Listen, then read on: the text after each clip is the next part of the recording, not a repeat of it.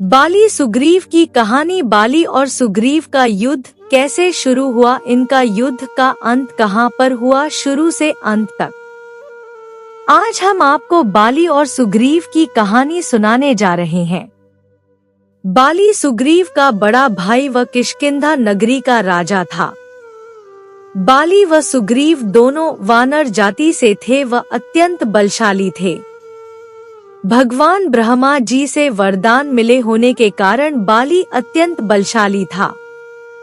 बाली को यह वरदान प्राप्त था कि उसे किसी भी युद्ध में अपने से सामने वाले शत्रु की आधी शक्ति प्राप्त हो जाएगी व उसके शत्रु की आधी शक्ति समाप्त हो जाएगी। दोनों भाइयों के बीच में भी अत्यधिक प्रेम था। बाली किष्किंधा नगरी का राजा था तो वहीं सुग्रीव अपने भाई का कामकाज संभालता था। बाली सुग्रीव की कहानी में असली मोड़ तब आता है जब बाली का युद्ध एक मायावी राक्षस से होता है।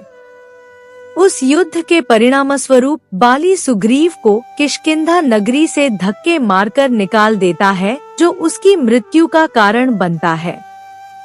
आइए जानें इस घटना के बारे में। बाली के वरदान के कारण आए दिन उसे तरह तरह के राक्षस युद्ध के लिए चुनौती दिया करते थे। बाली किसी की भी चुनौती को अस्वीकार नहीं करता था, वह सबसे युद्ध करके उन्हें परास्त कर देता था। एक दिन मायावी नाम के एक राक्षस ने बाली को युद्ध के लिए चुनौती दी थी, जिसे बाली ने स्वीकार कर लिया था। मायावी का बड़ा भाई दुंदुभी राक्षस पहले बाली के हाथों मारा जा चुका था, जिसका प्रतिशोध उसे लेना था। वह राक्षस अत्यंत मायावी था, इसलिए बाली के युद्ध में जाते समय उसके छोटे भाई सुग्रीव को चिंता हुई। उसने भी बाली के साथ युद्ध में जाने की जिद की, जिसे बाली ने मान लिया। बस यहीं से सुग्रीव बाली के बीच मनमुटाव की शुरुआत हो गई। बाली व मायावी राक्षस का युद्ध। दोनों भाइयों को साथ में आता देखकर मायावी राक्षस दूर भाग गया व एक गुफा में चला गया।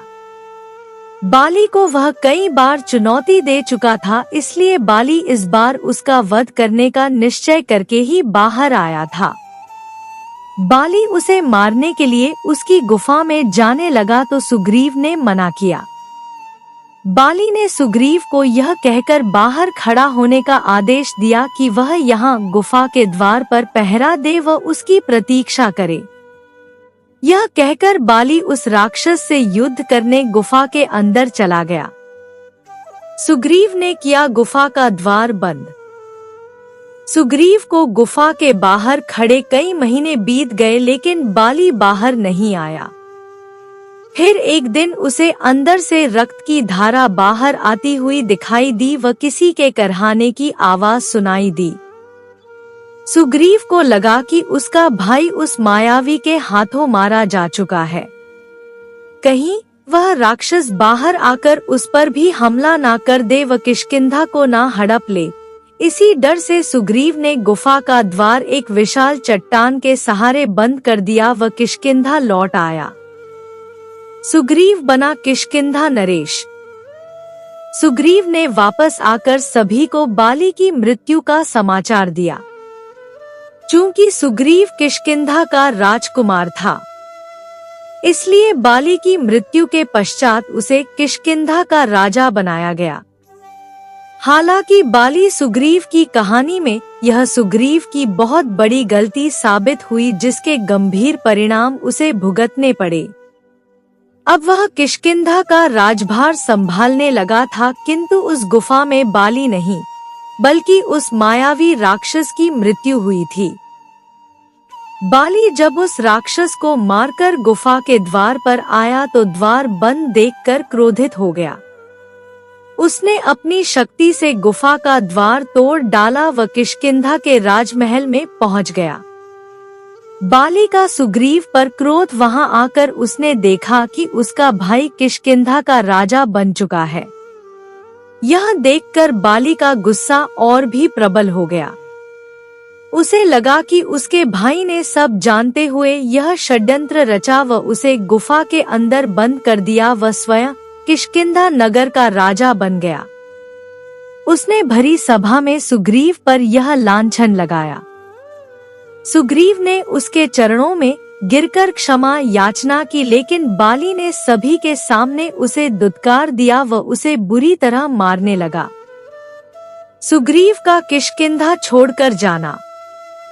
सुग्रीव किसी तरह अपनी जान बचाकर वहां से भागा। बाली ने उसकी पत्नी रुमा को भी हड़प लिया व सुग्रीव को देश निकाला दे दिया। बाली के डर से सुग्रीव को किसी ने भी शरण नहीं दी व साथ ही बाली के सिपाही उसकी हत्या की ताक में थे। इसी कारण सुग्रीव ने ऋष्यमुख पर्वत पर जाकर अपनी जान बचाई, क्योंकि बाली को ऋषि मतंग का श्राप था कि वह उस पर्वत पर गया तो उसकी मृत्यु हो जाएगी। इस प्रकार बाली ने सुग्रीव को न केवल किष्किंधा से अपमानित करके बाहर निकाला, अपितु उसकी धर्म पत्नी को भी उसके साथ नहीं जाने दिया। बाली ने उसे अपने साथ राजमहल में अपनी पत्नी बनाकर रखा। बाद में सुग्रीव ने स्वयं भगवान श्री राम की सहायता से बाली का वध करवाया व पुनः किष्किंधा का राजा बना। इस तरह से बाली और सुग्रीव की कहानी का यही अंत हो जाता है। दोस्तों, आप लोगों को यह कहानी अच्छी लगी तो लाइक करें, अपने दोस्तों के साथ शेयर करें, चैनल पर नए हैं तो सब्सक्राइब करें और कमेंट में जय श्री राम अवश्य लिखें। कहानी सुनने के लिए बहुत बहुत धन्यवाद। मिलते हो एक और अच्छी कहानी के साथ। जय श्री राम।